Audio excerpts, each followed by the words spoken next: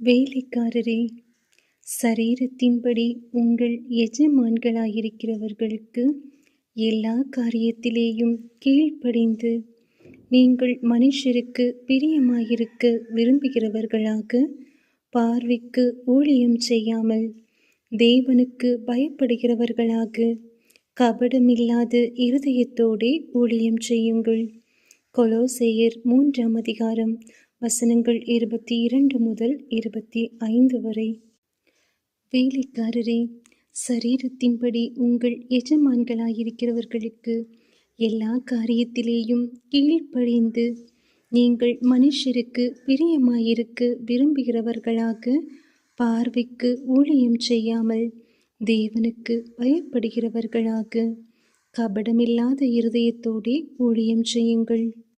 நீங்கள் கர்த்தராகிய கிறிஸ்துவை சேவிக்கிறதினாலே சுதந்திரமாகிய பலனை கர்த்தராலே பெறுவீர்கள் என்று அறிந்து, எதை செய்தாலும் அதை மனுஷர்களுக்கென்று செய்யாமல் கர்த்தருக்கென்றே மனப்பூர்வமாய் செய்யுங்கள். அநியாயம் செய்கிறவன் தான் செய்த அநியாயத்துக்கேற்ற பலனை அடைவான். பட்சபாதமே இல்லை.